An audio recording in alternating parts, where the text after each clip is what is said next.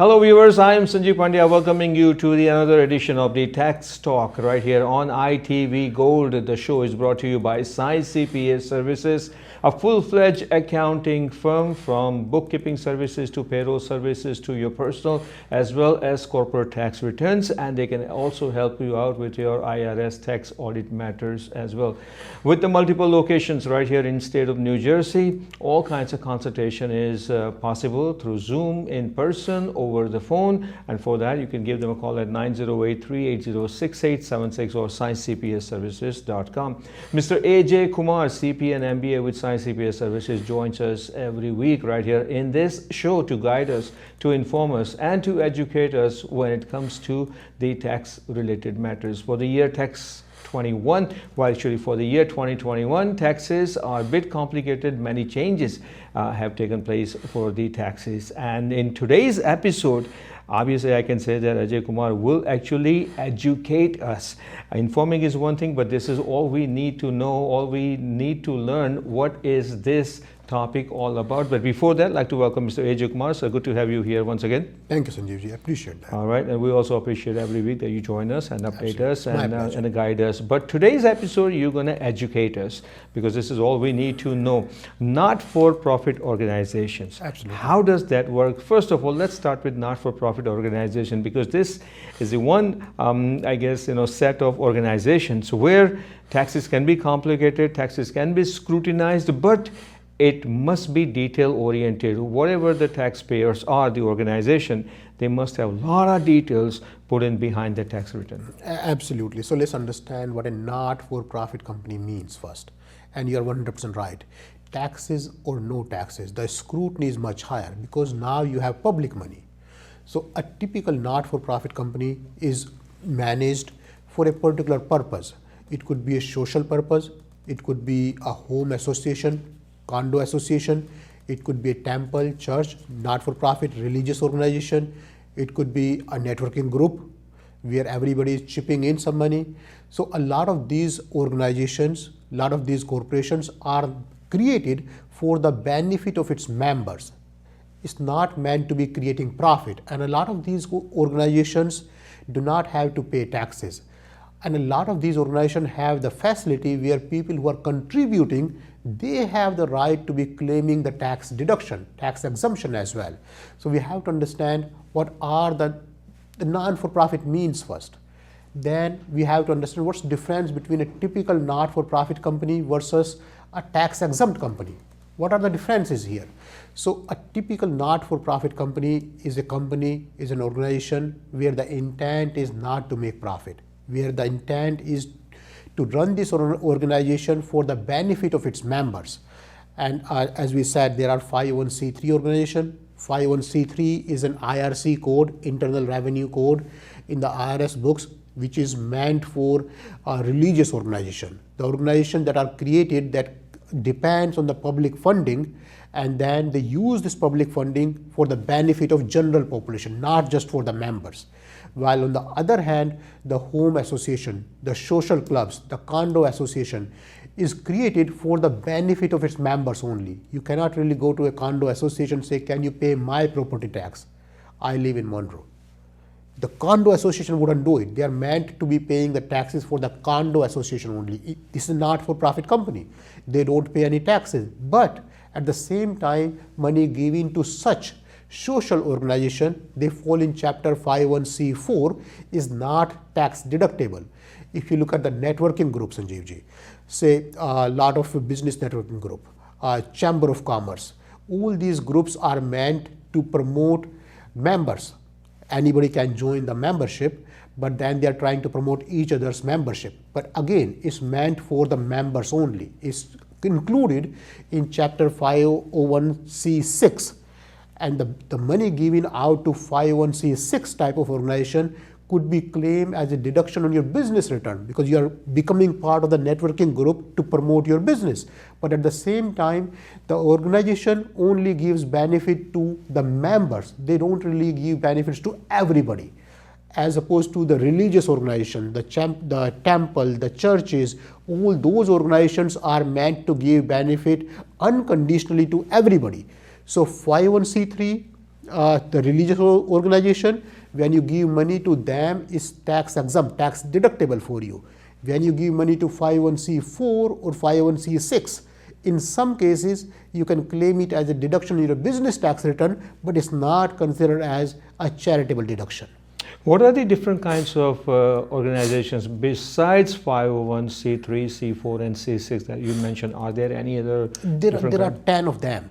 You start with 501c1 to 501c9, and each one has a different classification meant for different type of business. 501c3 is the one where money given to 501c3 type of organization is tax deductible as donation for the typical taxpayer.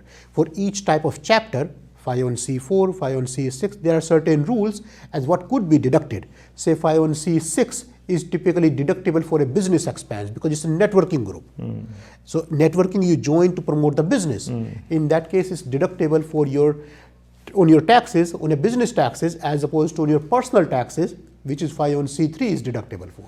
All right, so how does this organization, non-profit organization, are formed when a group or church or temple decides to form an organization? Which one should they choose? They go for it? Well, you have to decide what's the purpose here. Why are you doing it? Let's say if you are coming together, oh, we are all Indians and we want to create a group, a networking group where any Indian can join, any Indian businessman can join to promote each other's business. Then your intent is to form a networking group. That's your 501c6 type of organization. If you say, well, let's try to create a religious, and our religion is humanity. Anybody can join, we'll collect money and we'll give it to the poor people, or we'll give it to somebody who needs it the most. And we will not limit it to the Indians only, we will give it to everybody in this country or around the world. In that case, it's more of a religious or general public charity that seems more of a 501c3. So you will decide the purpose first, you will decide why are you creating what you're creating, and based on that you will decide what chapter you should be requesting the not-for-profit organization. Okay, and are there partners or directors or members needed for this non-profit organization? Absolutely. So you have to have initial trustee. To form a not-for-profit company, you have to have a minimum of 3 trustees. Depending on what type of organization you are forming, you can go up to 19, in some cases even more, depending on which chapter you are planning to apply. Members are formed after the fact. So you can create a not-for-profit company, let's say for example a networking group. 3 people came together, formed a networking group. Now they can go out, promote the group and make hundreds of members. So members are typically not the trustees. Among the members, you can make some directors or some groups, or this is the networking group, or this is the new membership committee, or this is the new event committee, and he's the director. So director are typically a job assigned to a person among the group. Membership is more a paid membership, or it could be unpaid as well, where people can join in and there is no limit on the number of members or the number of directors. Typically the limit is imposed on the trustees, and you have to have a minimum of 3 trustees to form a not-for-profit company. Okay, interesting. Now, if I understand correctly, these are the non-profit organizations. They rely on charities and contributions, stuff like that. That's how their income is based on. Are there any tax exempt situation where they are tax exempt from certain income or certain ways? Absolutely. So a lot of not-for-profit companies, especially 501c3, religious charitable organization, depends on funding from general population, general public, where people are donating money because they believe in the cause. A lot of these organizations do not have to pay any income tax. If you have done the proper filing, you do not even have to pay the sales tax. So if you have a not-for-profit company, a religious organization, 501c3 organization, whenever you go anywhere, buy anything, you do not have to pay sales tax. A lot of times you do not have to pay property tax. So there are a lot of exemptions that are given out to a lot of not-for-profit companies, and since there are a lot of benefits given out to a lot of not-for-profit companies, the scrutiny is very high, just to make sure people are not misusing, trying to create a not-for-profit company and trying to misuse it for their personal benefit. That's why the scrutiny is very high when you have the not-for-profit organization. Okay, so that's the exempting that we talked about. Now, question to you is that when is the non-profit organization is taxable? Absolutely, that's a great question. So let's look at the other way around. We talked about that it's not taxable and this is tax free, this is tax exempt. What is taxable? When you have the unrelated income. Let's say, for example, you have a temple, and then temple is doing very well. A lot of devotees are coming, a lot of devotees are demanding, can we have snacks counter here? Or can we sell the prasadam over here? And now they have a small shop, sweet shop, snack shop in the basement of the temple. Is very, very common. That's referred as unrelated business activity. So in that case, you have to have that income reported separately on the same tax return, and then that income becomes taxable to you. You have to be collecting the sales tax over there as well, and you have to be paying the proper sales tax. So a not-for-profit company, when engaged in unrelated business activity for which your not-for-profit status was granted, in that case, the unrelated business activity income becomes taxable income. So that means, if I understand correctly, and for our viewers to make a note of it, that when we go to temple, you know, many temples, they have a shop where they sell cooked food, or they also sell a lot of namkeens and the sweets.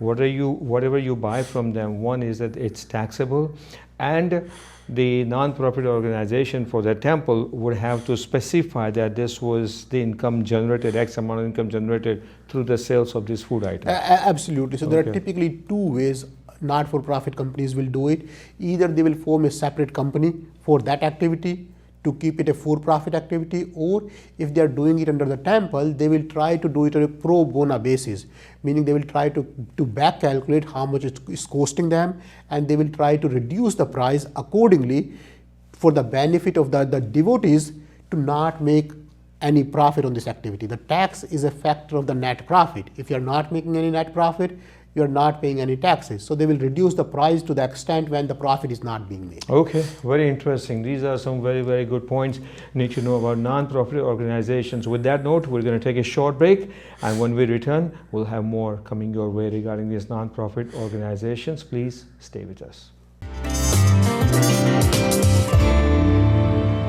Welcome back to the second half of the Tax Talk Show right here on ITV Gold, courtesy of Science CPS Services. Mr. AJ Kumar of Science CPS Services joins us every week to give us information on the taxes. And this week's topic is non-profit organizations. Before we go any further, in case if you have just joined us, make a note that any question you have, one is that you can send us an email, text time at itvgold.com. Make it texttalk@itvgold.com, and you can reach Science CPS Services as well at 908-380-6876 is their phone number. ScienceCPSServices.com is their website. Non-profit organizations, we discussed that in the first half. Let's say now, you know, I've studied that, I'm all set. What is the process now to start non-profit organization? Absolutely, great question, Sanjeevji.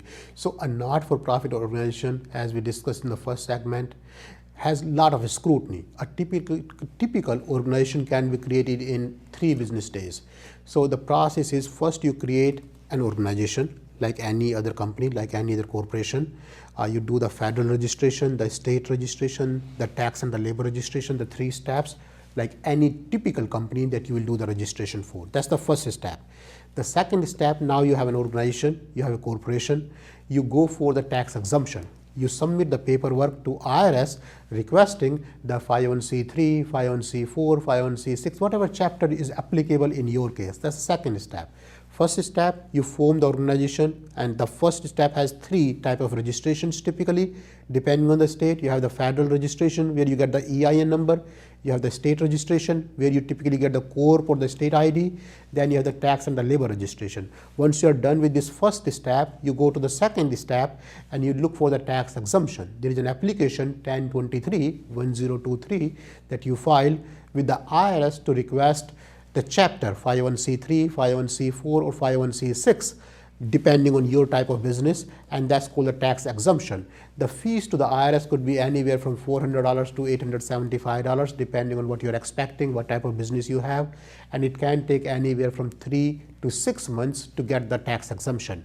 It's still a process that you have to go through. It's not something, an automatic process that you get the approval immediately. You have the right to claim the tax exemption applied. Once you have applied for the application for the tax exemption, the second step, must be done within 18 months of starting the organization. So there are certain rules around it. There is a scrutiny around it. Why are you doing it? What do you want to achieve? How much revenue you are going to have in the first year, second year, third year? You have to all explain it in your 1023 application. But hypothetically, in 3 to 6 months, once you got the tax exemption, let's say hypothetically in this example 501c3 approval from IRS, you take this 501c3 approval to the state and submit the sales tax exemption. That's the third step. Now once your sales tax exemption is approved, and it can only be done sequentially, you cannot request the sales tax exemption until your 501c3 is approved. But after that, you can go to any shop, claim that you are a 501c3 company. You don't have to pay the sales tax. Money that comes to you as funding, as donation, is tax deductible for the person who's giving you the money and tax exempt for you. You have the filing obligation, but you do not have to pay any taxes even if you have not spent all the money. You collected $50,000, you spent $10,000, you still have $40,000 sitting in the bank, no taxes to you. All right, now you mentioned you still have filing obligations. What are the filing obligations and how does the filing work after the process is complete? Absolutely, I'm glad you asked. So there are certain filing obligations for each type of not-for-profit company depending on what kind of not-for-profit company you have. So you have 990 is the form. Say for example 1040 is what you file for your personal taxes. Similarly 990 is what you file for your not-for-profit company. It could be 990 Easy, 990 PF if it's a private foundation, or regular 990 or 990N if it's less than 50,000. So there's different flavors of 990. That's the annual sort of income tax filing that you file, and you do not pay any taxes unless you have unrelated business income. If you have unrelated business income, you may have some tax obligation, but as long as you don't have unrelated business income, it doesn't matter how much money you collected, how much money you spent, you do not pay any taxes on a 990 filing. If you have payroll, you may have some more filings in terms of 941 to the IRS, 940 to the IRS, as well as some state filing depending on which state you have, NJ 927 or NYS 45. But as long as you don't have the payroll, the only filing you have is the license renewal, which is typically yearly by the state. It's called the state annual report filing, as well as the 990 filing. Okay, interesting. A question comes to my mind. I don't know, since you mentioned payroll, some non-profit organizations, they have payroll and they have operating expenses and whatnot, and they all have to be reported, correct? Organization like Salvation Army and Red Cross and everything, are they all non-profit organizations, even though we know that their payroll and operating expenses are so high? It just a question comes to me there, how would their tax reporting work? So all of them, a lot of them, Salvation Army, Red Cross Society, they are big not-for-profit companies. And the question we typically get, if I have a not-for-profit company, can I run my own salary? Yes, even if you are one of the trustees. As long as you're working for the not-for-profit company, you have the right to be able to run your salary. A typical not-for-profit company is allowed to have up to 65% of the load.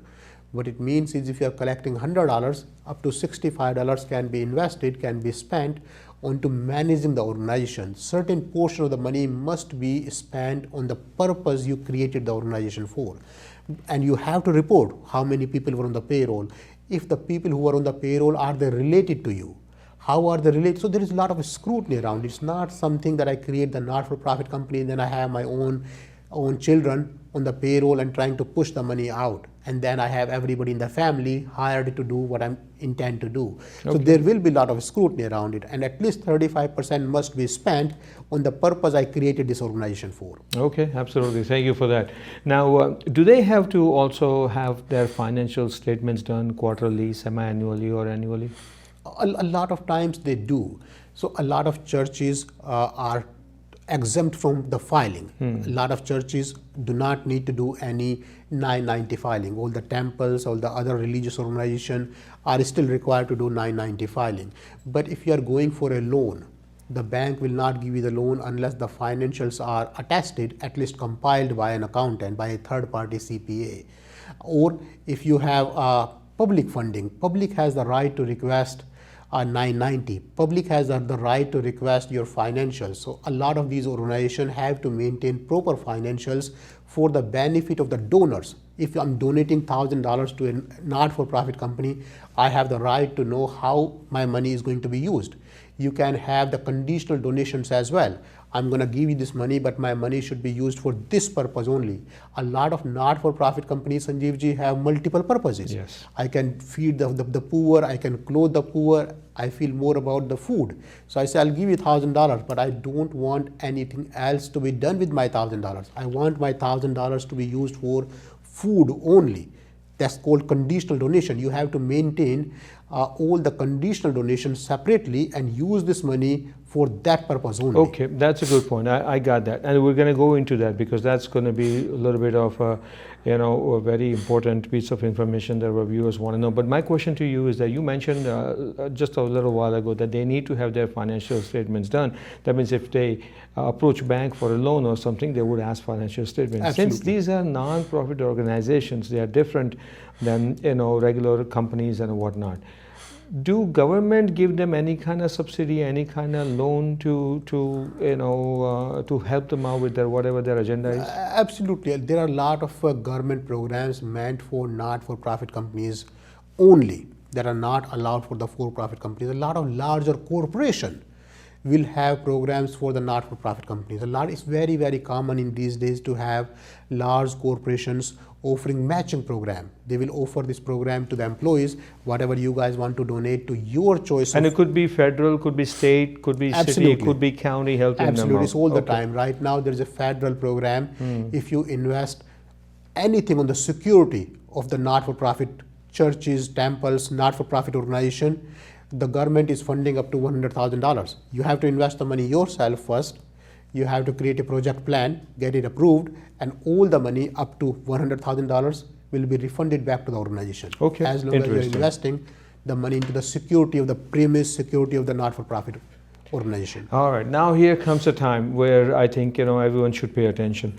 All these contributions or charity pouring in from all over and everything else, and donations, everything, right? Do they have to maintain a log? Do they have to have receipts? And if someone donates X amount of dollars, could IRS go to that person and verify that did you donate this amount of money to this organization? How does the whole thing work? Absolutely. So it can be done both ways. So if you are donating more than $250 in cash, you must take the receipt. If you are donating more than $500 worth of stuff, we call it like kind donation, clothing, items, anything, you must have the receipt for it.